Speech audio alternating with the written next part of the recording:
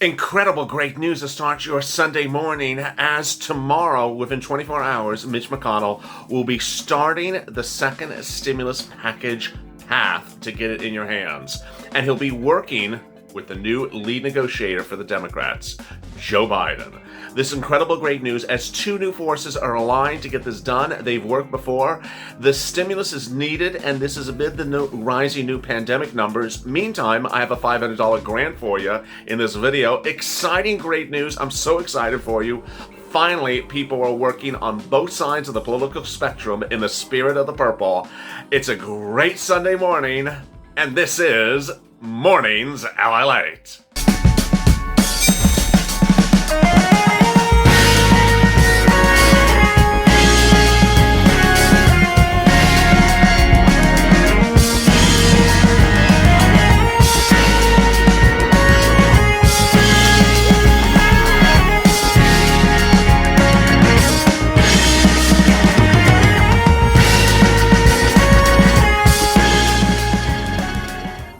Hey, good morning, everybody. It's Sunday mornings. I hope you're good and safe. I'm here, you're here, but you didn't leave me any bacon, and so I'm really gonna crush your dining room table because I wanted that bacon. You just didn't leave it for me. I hope you're good and safe. The toast is toasting, the butter is buttering, and I guess I have to go for sausage because there's no bacon. I hope you're good and safe. It's a Sunday morning, and I hope you're gonna have a great Sunday. The sun is out here on the West Coast, but it is freezing.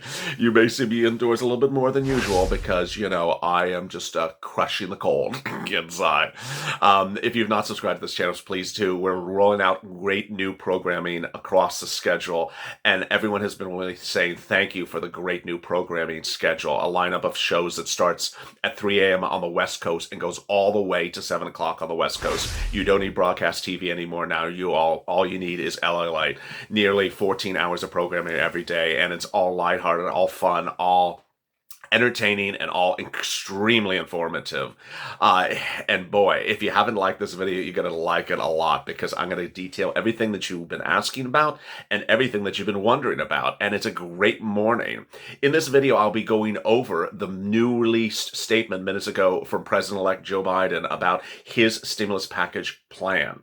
It's really exciting, and I'm so excited for you. Then I'll be going over what's happening tomorrow between Mitch and Joe, and all next week. Then I'll be answering your questions about Joe and Mitch versus Mitch and Donald. I've seen those questions. Then I'll be going over the question of veto, because I've been getting those questions a little bit. And then I'll be going over that incredible $500 grant for some of you that it may qualify for. So incredible, great news. Let's get to the breaking news. The breaking news is that tomorrow Mitch McConnell reconvenes the Senate. The Senate, that's one half of the Congress. He's majority leader now, and he will be majority leader in January. The GOP remains in control of the Senate and was in control of the Senate now and will remain in control of the Senate next year. This is categorically incredible great news because the bipartisanship is needed.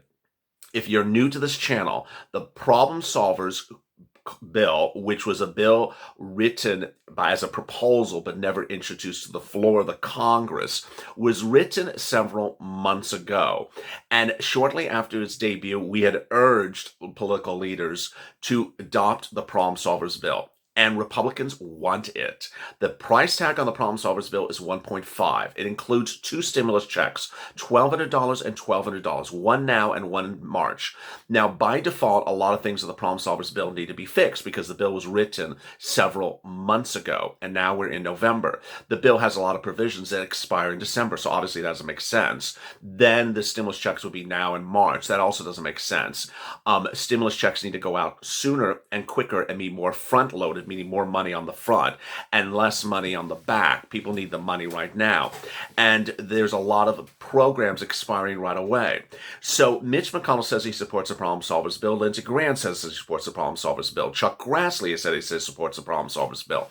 Ultimately, a lot of Republicans support the Problem Solvers bill because of its price. It's at $1.5 trillion. And what's important to understand, and what I'm informing you on this morning, is that Republicans are going to be focused on the overall price tag of the stimulus package. They don't want 2, they don't want 3, and they don't want 3.5. But the great news is that I've educated you, and you've come right up to speed on how much it costs to send out stimulus checks, how much it costs to send out a big stimulus check, how much it costs to spend out FPUC.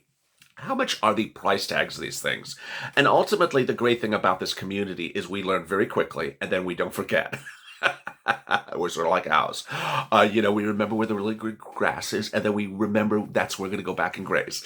So, yeah, did I just compare myself to a cow? Well, it's early. I guess I've been around sirloin too much. So the great news is we know how much stimulus checks cost. A $2,000 stimulus check is about $300 billion. One. Okay, so then two $2,000 stimulus checks is $600 billion. So we're understanding this math very quickly. Three $2,000 stimulus checks is $900 billion. So we understand these numbers very quickly. We also understand the importance of not making the stimulus package too big, because that's what the Republicans don't want. The reason they don't want it is simple. They don't want the national deficit, to grow too much. And so they don't want it to get bigger, the stimulus package, than it doesn't have to be. And to all frankness to you and I haven't talked about this before, is that we know this is the second stimulus package, and then we know we're going to have to do another one after this. So you don't want to spend a fortune on this one because you got to do one right after that. So then we also know that there's stimulus money sitting around that can be repurposed. And this is what's so important. And we're so on tune on about this more than anyone else. I mean, this is the only community that's really tuned in on this, that there's money sitting around now that can be repurposed for stimulus checks. And that by repurposing that money for stimulus checks, you're not increasing the national deficit, because that money has already taken the hit on the national debt. An example is you go to the bank and you need $10 for a gift for someone, and you take the $10 out, and then that person talks behind your back, and you're like, how dare that person talk behind my back? I'm not buying that person a gift. Well, the $10 hit on your account has already been taken. So guess what? You go and get yourself a new sweater for $10. Well, I got a new shirt for $10, and you have not taken an additional second hit on your account for $10. You just repurpose the money for yourself, because how dare that person talk behind your back? And so that's the concept of repurposing the money that is sitting around at CARES SBA. It's important to understand where the money is, what it's referred to, and ultimately get that message out loud and clear. It is money from PPP, the loan program, from the first stimulus package in March that could be repurposed. That's CARES Act 1 money. And that money can be repurposed for stimulus checks. Ultimately, that's the message you want to be sending on social media by sharing these videos, tagging the politicians, tagging the Republicans in the Senate. You need to focus now on the Senate. That should be the focus as you're sharing these videos and tagging politicians. I would say don't bring up the amount of the money to them unless you're explaining what the money is. Because if you say, use that $800 billion, they'll be like, what $800 billion? What are you talking about? I don't know what you're talking about. So certainly explain what you're referring to. It's about $800 billion, but explain what you're referring to. That unused SBA CARES Act 1 money, please repurpose it for stimulus checks. And that's incredible, great news. Now, President-elect Joe Biden issued a statement overnight, and it's a very long statement. I'm going to go over a little bit today, and I go on this video, and then go a little bit more on holidays LALATE at 12 noon. He wants to focus on stimulus. If you go to his agenda, his number one focus is stimulus. He calls it economic recovery. Everyone calls something different for stimulus. He calls it economic recovery. The Biden-Harris economic recovery plan for American working families. President-elect Joe Biden believes that to his core, there's no greater economic engine in the world than the hard work and ingenuity of the American people. He has more respect for the working men and women who get up every day to build and sustain the country, and confidence for them, the challenges we meet. He will rebuild the middle class and make sure that everyone comes along. Later in the statement, he says, in this time of crisis, President-elect Joe Biden has a plan to create millions of good-paying jobs and make easier with the work. He focuses on building jobs, healthcare, and dealing with inadequacies, inequalities, and structural weaknesses. But let me go to the package itself. Biden is going to secure further immediate relief to working families, small businesses, and communities. Okay, so let's go over those terms again. Working families, small businesses, and communities. Biden will, provide state and local and tribal governments with the aid that they need, so educators, firefighters, and other essential workers aren't being laid off. Okay, so now he's starting with state and local, and he's ensuring the money goes to you as a grant, as if you're an essential worker, and he's included a narrowly tailored focus as to who gets the money. So the money's not going to Gavin and Andrew in the way that the Temple of Doom wanted it. It's more exactly like what Steve Mnuchin wants, that it goes to frontline workers. And he includes the expression of educate, the word educators in there. Then he wants to extend COVID crisis unemployment insurance to help those who are out of work. So this is incredible news. This is referring to UI. UI weeks are running out. You got additional weeks. You first have your normal state unemployment benefits weeks. Those potentially have already run out. Then you have FPEUC, created under CARES Act 1, which gave you additional weeks of benefits for unemployment for W2 employees. Those expire in December. Then you have PUA, Pandemic Unemployment Assistance for independent contractors, and some UI people have been allowed to go on to PUA. Those expire in December. So you see how he's rushing to get this done. Then FPUC, that's what goes on top of UI and PUA, also has expired. That expired in July. That's what we talk about every day, the $400 a week, the $500 a week, the $600 a week. Next, he wants to provide a comeback package for Main Street businesses and entrepreneurs. That presumably will be EIDL grant, EIDL loan, and PPP. Then he immediately wants to put people to work by enlisting them to help fight the pandemic, including through a public health jobs corps. So he wants to create jobs as well. The truth is the economy wasn't working for folks long before this crisis hit. It's why Kamala Harris and I won't just build back to the way things were. We'll build it back better. We won't be satisfied until the economy starts working for everyone. This is incredible, great news. And so what's important to understand is that you may not hear numbers in there. You may not hear specifics in there.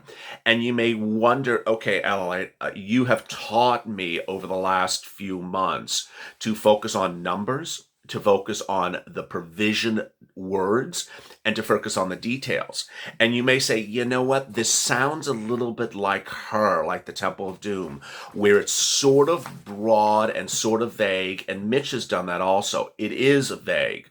I'm fully going to admit that we hear words like unemployment assistance and comeback package. Certain words in here are vague. Comeback package is vague. I don't know what that means. Unemployment insurance, I know generally what that means. And then provide aid. These type of words are why it's important for us to get the agenda out. It's incredible, great news. So now let me turn to the next two issues. One, viewers have been spending some comments in here and there about Joe and Mitch. Yesterday, I broke the world exclusive on this channel that Joe Biden and Mitch McConnell will be singularly the voice to get the stimulus package out. And why is that? Because Joe Biden, when he comes in, has to do a few things. He has to first bridge the gap between the partisan fighting. He said that last night. And the only person who does that is the president. And the only person he would do that with is Mitch, because he's the number one Republican in the nation now. And so Joe Biden has to do that right away. Second, Joe Biden wants to do stuff after stimulus. And so getting stimulus done right away, successfully, bipartisan, without wrangling, is imperative and the focus of Joe Biden, as he said last night, because then he wants to go on to the next things he wants to do with Mitch that are important to the Biden-Harris administration. So what's important to understand is that stimulus is sort of like the training wheels on a bicycle. You're going to do stimulus really quickly. You're going to do it as a big success. And then you're going to get to the other things that follow thereafter, which won't need training wheels because now you've done it once with Mitch. Joe and Mitch will do it once. And now we'll move to the next things. All right, so then let me respond to some of the comments. I want to first personally thank the viewers of this channel who on social media, on the channel, on Instagram, everywhere else have absolutely been professional, respectful, honored, positive, and incredibly gracious and nice. And with that, on occasion, there have been people who jump in the comments that say Joe can't do anything. Now, I want to fully say that I don't know if that comment is trying to be disrespectful or if it's trying to be a procedural question. So I'm going to deal with it as a procedural question and assuming it's not disrespectful. First, Joe Biden can pick up the phone as much as you and I can pick up the phone. I can pick up the phone negotiating with Mitch McConnell. Joe Biden can pick up the phone with call Mitch McConnell. Some of the comments said Joe Biden has no authority to talk to Mitch McConnell. Yeah, that's about as ridiculous as thinking that the candles behind me are real. So check that one off the list. Next, that Joe Biden won't be doing anything until March. No, you're going to literally see everything that Joe Biden wants to have in place starting right now, and it's not starting in March. Check that one off the list. Gone. Next, that Mitch and Joe can't do anything. Oh, absolutely. Mitch and Joe will be plotting how to get the emergency stuff out right away. And the reason why Mitch and Joe know how to do this is they've done it before. I will bring back old news stories if you wish me to, in which the American economy was in a tailspin. We're in a very dark state in which President-elect Barack Obama and Vice President-elect Joe Biden had to come in and on an emergency basis save the American economy. It's not like now. It was literally imploding. It was literally going to ashes. And they had to start on election night. They focused and they negotiated, they plotted and they planned. And they didn't wait till March or January. So what President-elect Joe Biden is doing now is the same as what Vice President-elect Biden did with Mitch McConnell over 8 years ago. I don't even remember what year it was now. And so he has done this emergency step in. Next, people have asked me questions about Trump. Let me go over that. There's veto rights of the Senate. The Senate, can override a veto of the president by a two-thirds majority if they're in session. And I can pull the entire Senate rules for you if you need it, or I could do it in a separate video. But what's very important to understand is that Senate rules allow you... Oh, I did pull it. I thought it didn't print.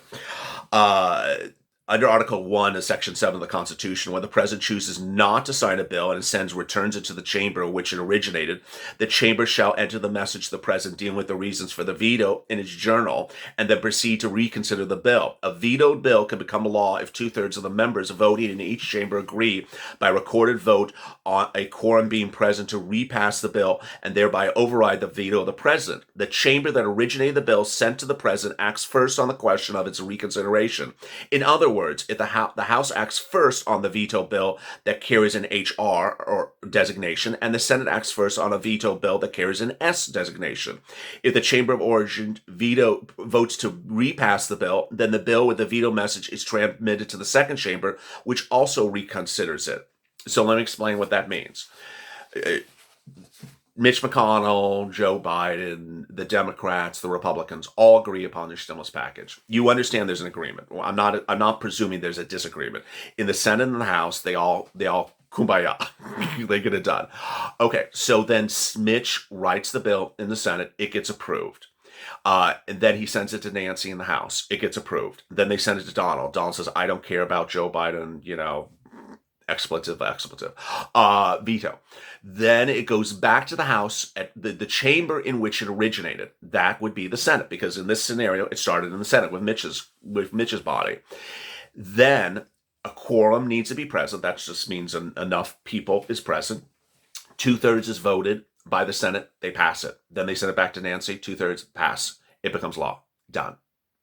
Check that one off the list. All right, you see how quickly I move here? All right, let's go to that grant. LA County, if you're an LA County person, you can get a $500 grant right away if you use DWP. DWP sent out a message today that DWP and the city of Los Angeles are helping LA City residents who may have experienced income loss, just income loss, due to COVID-19 pandemic. Low-income residents may be eligible to receive a one-time $500 check in the mail to pay for bills such as gas, cellular phones, Wi-Fi, Wi-Fi, internet, and cable television. The application process just started, so you need to get it in very quickly. The applications are online only. The applications are for November 2nd to November 15th. To qualify for the DWP CARES Utility Grant Program, you must be an active DWP resident. You must have proof that you've experienced a loss of income, and you either have your DWP account is currently enrolled in low-income discount program, lifeline support equipment, or physician certified allowance discount, PCAD, or your current income meets LATPD's low-income discount program qualifications. So get it. That's incredible, great news. Let me go over some comments and questions from yesterday's video. Randy, Congress should be forced back into a room. Guess, politicians pay your bills. Officer of 500, your stimulus money is going to be all the reasons for the new stimulus jobs. Marcia, well, let's get this done. Maria, let's get this done. British guy, good Saturday morning, LA. LA and the Purple Power family, wishing your day to be filled with laughter, joy, and joy always. Always love, Mrs. British Gray. Oh my God, British Gray, not British guy. I'm sorry, I've been messing that up. Check that one off. Russell Adams, keep it simple. $5,000 check first time around. We're working on bills later. I love that. Thank you, Russell Adams. Great comment. If you have questions or comments in today's video, drop them in the comments below. Also, like this video. Check that one off the list. Coming up next is Holidays LA at 12 noon. As always, stay informed, stay smiling, and stay about LA for more.